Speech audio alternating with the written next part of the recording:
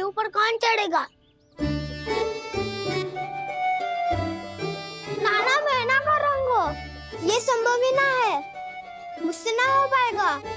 मैं चढ़ूंगा सबसे ऊपर।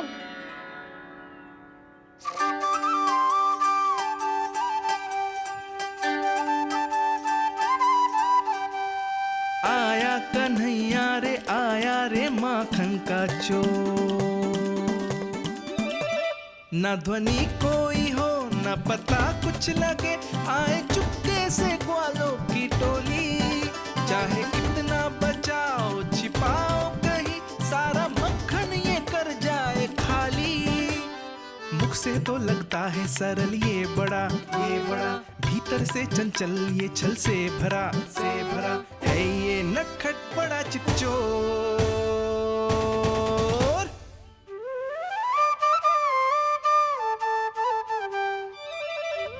भोला भाला कान्हा है माखन का चोर, भोला भाला कान्हा है माखन का चोर, भोला भाला कान्हा है माखन का चोर, भोला भाला कान्हा है माखन का चोर।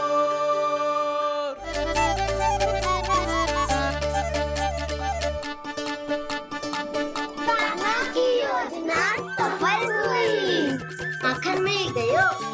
तैयार हो सब? हाँ। तो लो फिर। अब खाएगो जे मेरा माखन।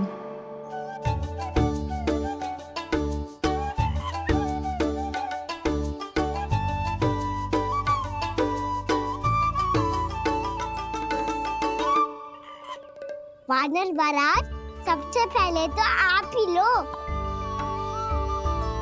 हैं? जिसकी जीभ अधिक लपलपाए वही सबसे पहले माखन खाए।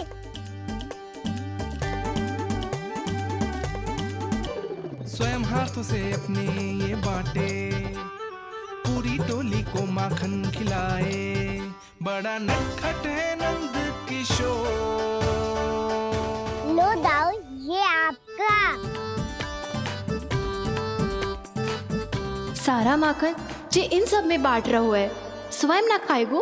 भोला भाला कान्हा है माखन का चोर, भोला भाला कान्हा है माखन का चोर, अरे भोला भाला कान्हा है माखन का चोर।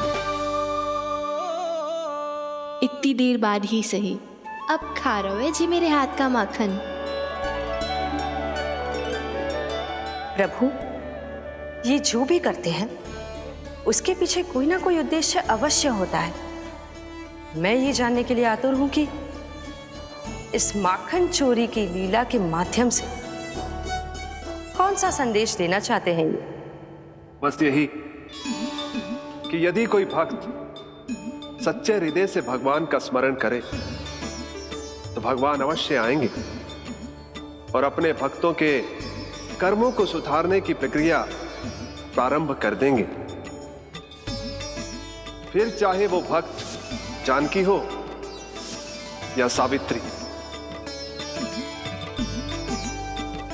कृष्ण माखन नहीं खा रहे देवी, ये तो अपने भक्तों के दुष्कर्मों को मिटा रहे हैं ताकि उन्हें जीवन और मृत्यु के चक्र से मुक्ति दिला सके।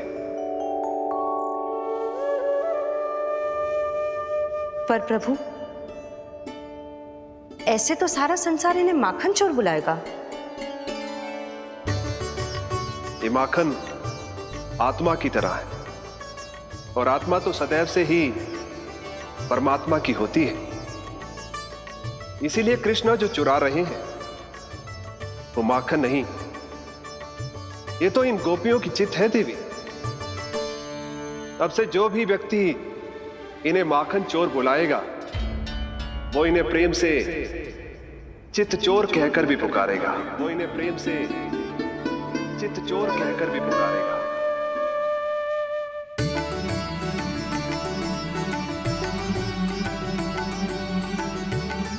सही कहा आपने प्रभु, चित्त चोर तो है ये। इन्होंने केवल गोपियों का नहीं, अपनी मैया का भी चित्त चुराया है। कान्हा, देख लल्ला, अब सामने आ जा। लल्ला,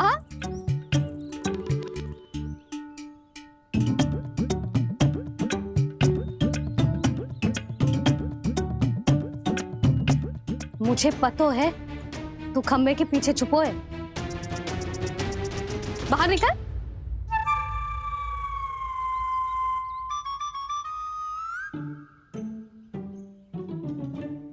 मैया,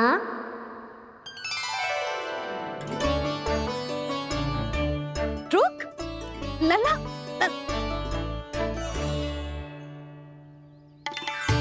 ठीक है, मत आ। मैं अकेले अकेले पूजा करने जा रही हूँ।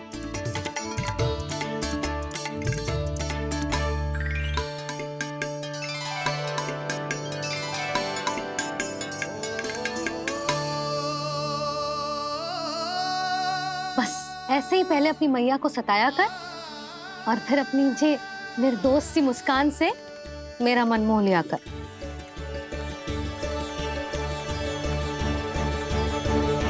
और चाहिए?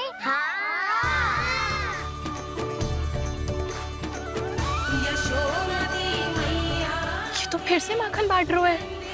इसका इतना साहस। यदि यही सब करना तो मुझसे आज्ञा क्यों नहीं ली? मैं अपने हाथों से बहुत प्रेम से खिलाती, पर ये तो चोरी कर रहा है। इसकी आज्ञा ना दे सकती मैं। मेरा माखन व्यर्थ में सब में बांटने चलू है।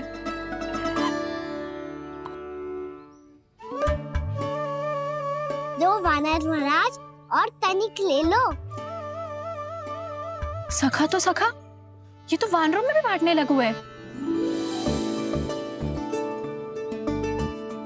और चाहिए?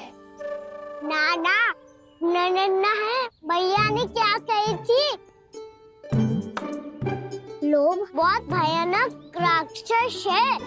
पर कान्हा, अभी तो गले तक ही गया है माखन। पूरी मटके चट कर गए और माखन अभी तक गले तक ही पहुंचा है। हाँ, तभी मेरी भी ना मिट्टी है। वसंता, इसे तुम ले लो।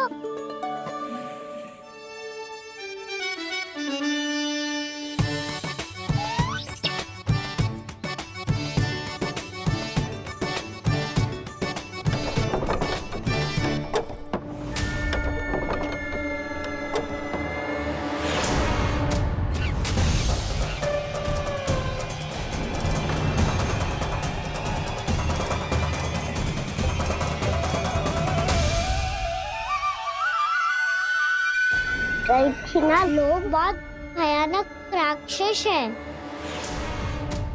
जी अच्छी बात ना है कान्हा। अभी चल के यशोदा जी को बताती हूँ।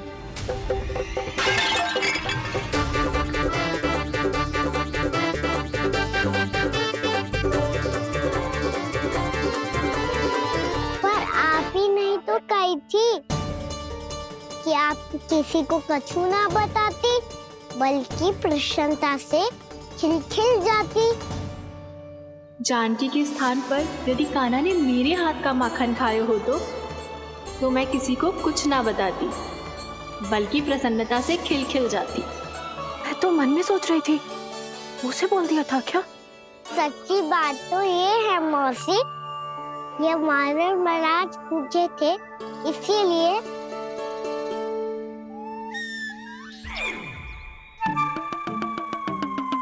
कल मैं इसीलिए ना बेच पाई क्योंकि हाट जाने के लिए सकट ही ना मिलो, और आज बेचने के लिए तो माखन ही ना बचो। चिंता मत करो मौसी, 2 गुणों से भी अधिक मिलेगा। भूखे की भूख मिटाने का पुण्य प्राप्त किया है आपने। बस आप मैया को कछु मत बताइयो।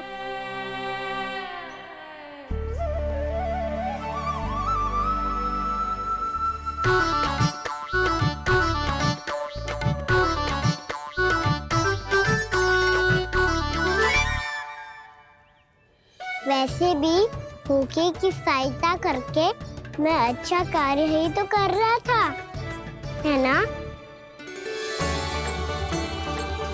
कान्हा, मौसी अब सब गए, मैं भी जाऊं? किसकी भलाई कर दे कब किस बहाने,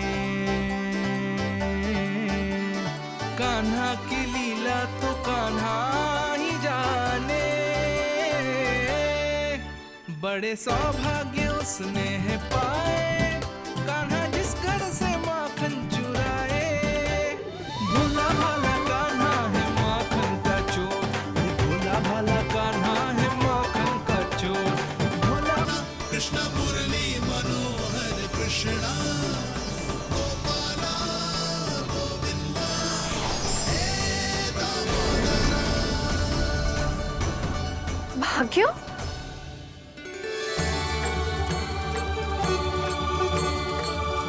कान्हा? एक तो चोरी की और ऊपर से मूर्ख बना के भाग को। ये ठीक ना है, मुझे यशोदा जीजी को बताना ही होगा, और वो भी इसके घर पहुंचने से पहले।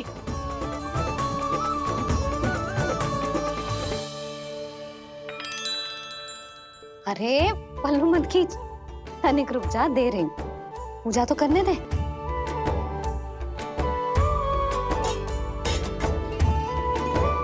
ले, अब जितना मन करे उतना प्रसाद खा।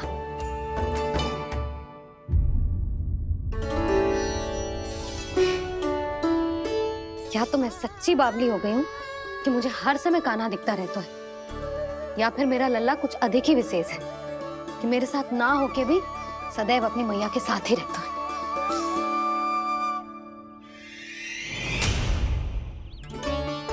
आज तो कैसे प्राण बचे, नारायण ही जानते हैं। मैं तो पाऊ को सिर पर लेके ऐसे सरपट भागो कि पूरे गोकुल में बड़ बोले। इस समय तो बड़ी बड़ी मत हाको, पर असली लाभ तो वानर महाराज ने उठाया है। पूरी की पूरी मटकी अकेले लेके निकल लिए। ये हमारी प्रतीक्षा कर रहा था ताकि हम माखन बांट सके। हमारे साथ ना दाऊ, उनके साथ।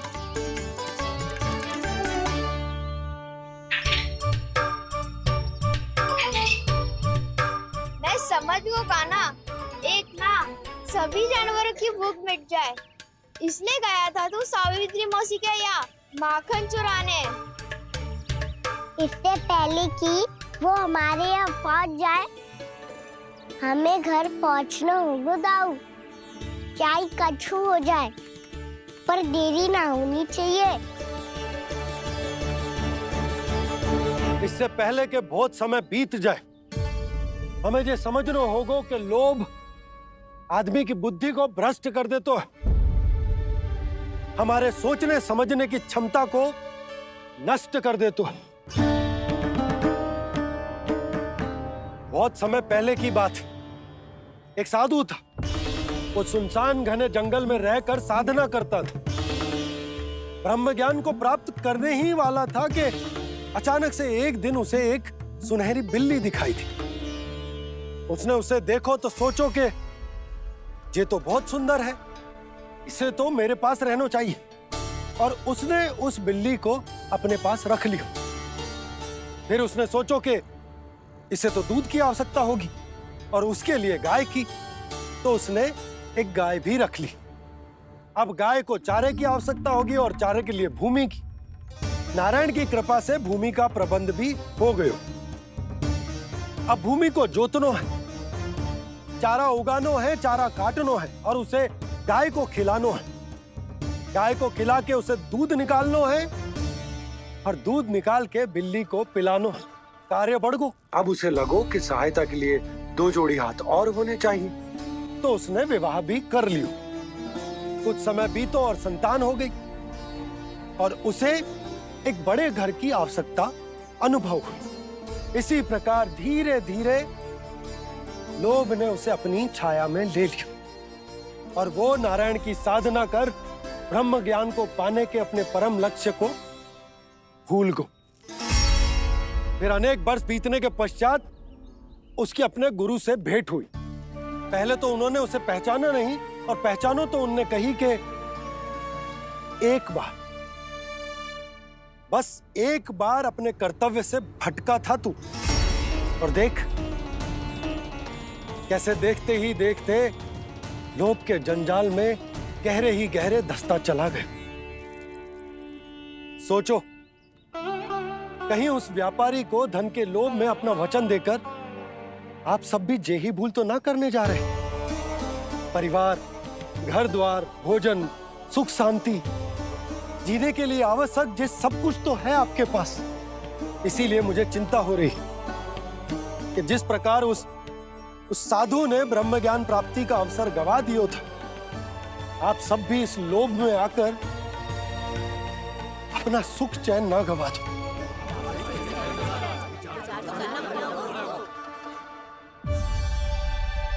लग तो है बात सबको समझ आ रही है।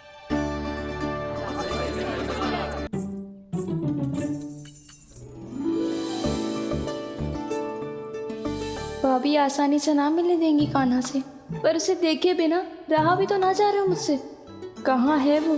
मुझ पे बहुत क्रोध है उन्हें। इतने शीघ्र शांत ना होगा, उन्हें मनाना तो पड़ेगा ताकि मैं नंद भवन में फिर से बिना किसी रोक टोक के आ जा सकूं। पर क्या बोलूं, कैसे मनाऊं उन्हें?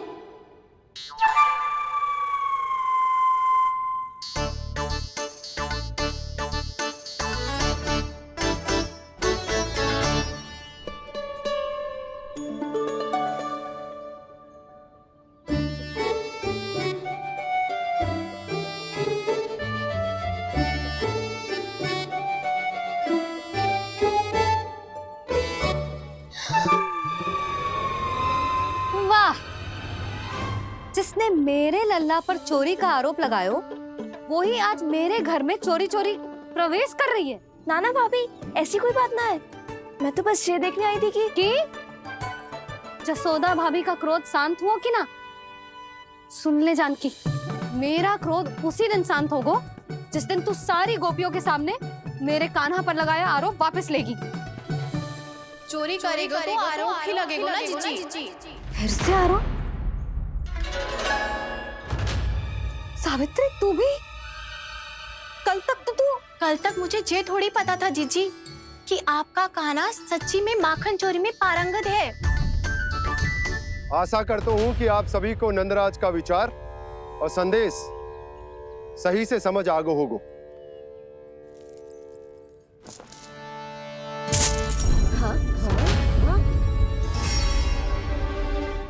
सिक्कों की खनक बता रही है कि पोटली कितनी भारी है। एक ही दिन में कितनी धन पा गई जे। हमें भी इससे अधिक धन अर्जित करना होगा, तभी तो हम अपनी उज्जवल का भविष्य उज्जवल कर पाएंगे। पहली बार कछु बुद्धि की बात की है तूने। नंदराज, हमारे मन में आपका बहुत सम्मान है, पर हम जो करना चाह रहे हैं वो लोभ ना है, वो तो विकास है। हाँ नंदराज, हम अपना और अपने संतानों का भला बुरा सोचे बिना कब तक अपना जीवन इस प्रकार जीते रहेंगे? फिर पिछले 4 वर्षों से हमने आपको कर भी तो ना दियो है। मुझे तो लगता है कि नंदराज की बातों पर शांति से सोच विचार के बाद ही कुछ निर्णय लेना चाहिए। ऐसा मौका बार बार ना दो। नहीं, हमें सोच विचार कर निर्णय लेना है सबने।